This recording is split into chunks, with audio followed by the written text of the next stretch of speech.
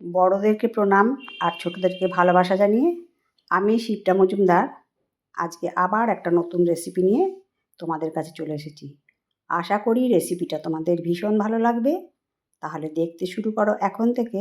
আজকে আমি তোমাদেরকে কি দেখাতে চলেছি দেখো বন্ধুরা, আমি এখানে এক আঁটি পালং শাক নিয়ে নিয়েছি। পালং শাকটা বেশ কচি, এটা দেশি পালং শাক। এটা দিয়েই একটা শাকের রেসিপি তোমাদেরকে তৈরি করে দেখাবো। শাক ভাজা রেসিপি, যেটা দারুণ স্বাদ হয়। যাই হোক, আমি গোড়াগুলো সমস্ত কেটে বাদ দিয়ে দিয়েছি, পরিষ্কার করে বেছে নিয়েছি। এরপরে আমি এটাকে ধুয়ে নেব। ভালো করে জল দিয়ে দিয়ে পরিষ্কার করে ধুয়ে নিতে হবে, কেননা শাকের মধ্যে আমরা জানি অনেক মাটি থাকে। সেটাকে বেশ ভালো মতন করে ধুয়ে নিতে হবে, যেন একটুও ধুলো মাটি না থাকে। এইভাবে অনেকক্ষণ ধরে এই শাকটাকে ধুয়ে নিতে হবে।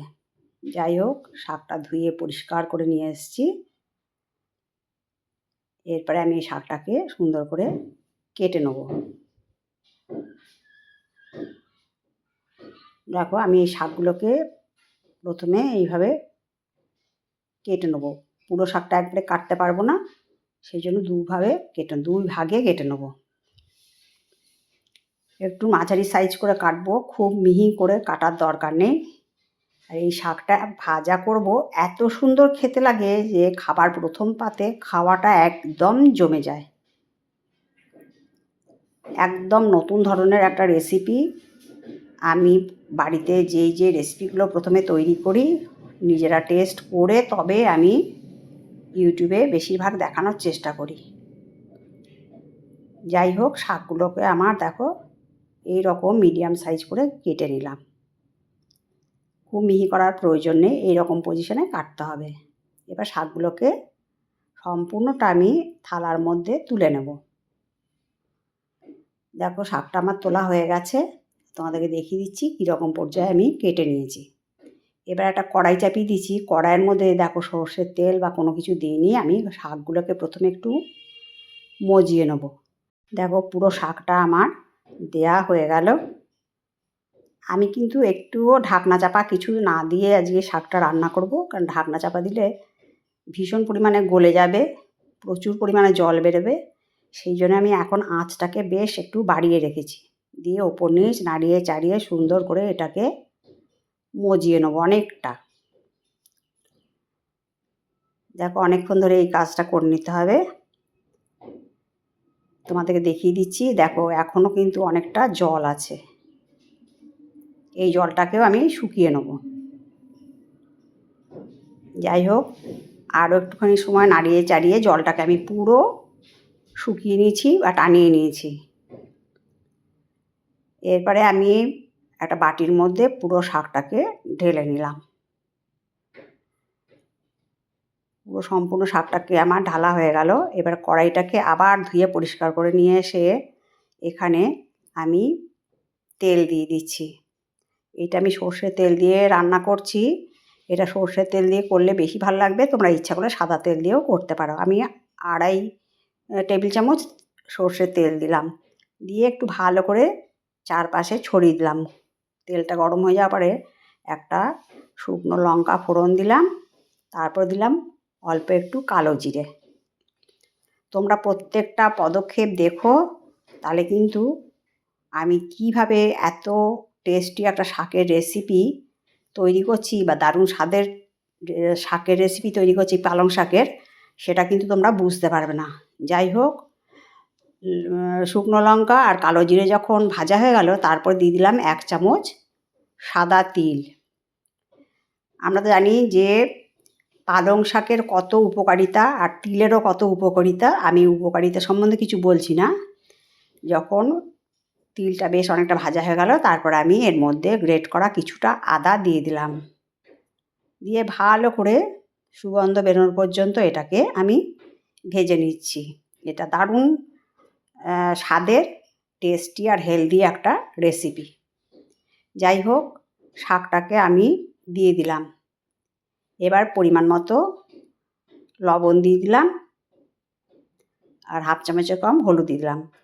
প্রায় হাফ চামচের মতনই আমি লবণ দিয়ে দিয়েছি, আর হাফ চামচের কম হলুদ দিয়ে এটাকে ভালো করে নাড়িয়ে চাড়িয়ে ভেজে নেব। বন্ধুরা, আজকে আমি তোমাদেরকে সম্পূর্ণ নতুন ধরনের শাক ভাজা রেসিপি, পালং শাকের ভাজা আজকে তোমাদেরকে তৈরি করে দেখাচ্ছি। এটা এত যে টেস্ট, মানে তোমরা না খেলে বিশ্বাস করতে পারবে না। দেখো, রান্নাটা যখন অনেকটাই হয়ে এসছে, তারপরে 2টো কাঁচা লঙ্কা চিড়ে দিয়ে দিলাম। তোমরা ঝালটা তোমাদের পরিমাণ মতো নিয়ে নিও।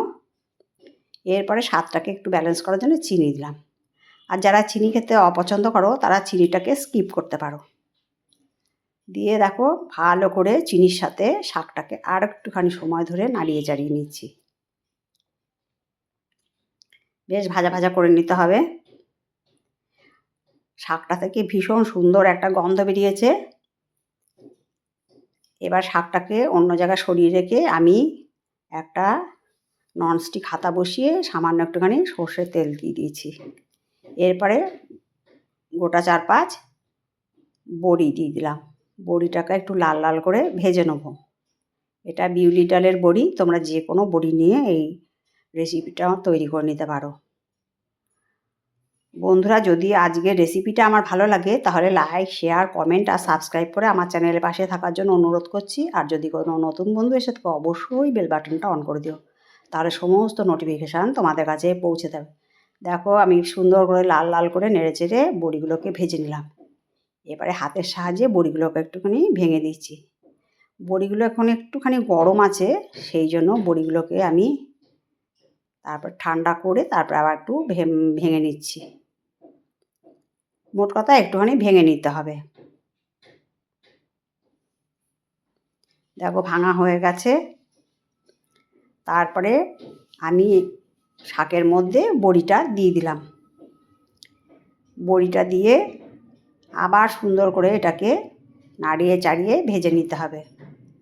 যতক্ষণ না বড়িটার একটু নরম হয় সেই পর্যন্ত আমাকে শাকটাকে আর একটুখানি ভাজা করে নিতে হবে।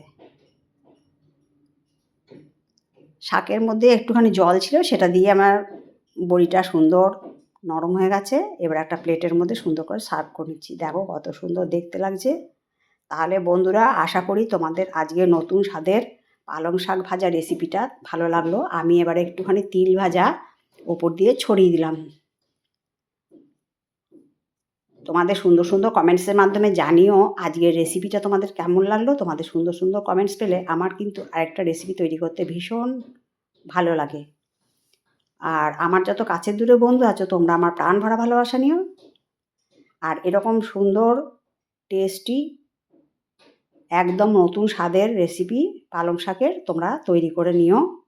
এটা শাক ভাজা রেসিপি, প্রথম পাতে খাওয়াতে ভীষণ জমে যায়। যাই হোক, আজকে এই পর্যন্ত রাখলাম। অন্য কোনো দিন অন্য কোনো রেসিপিতে আবার দেখাবে। কেমন? টাটা।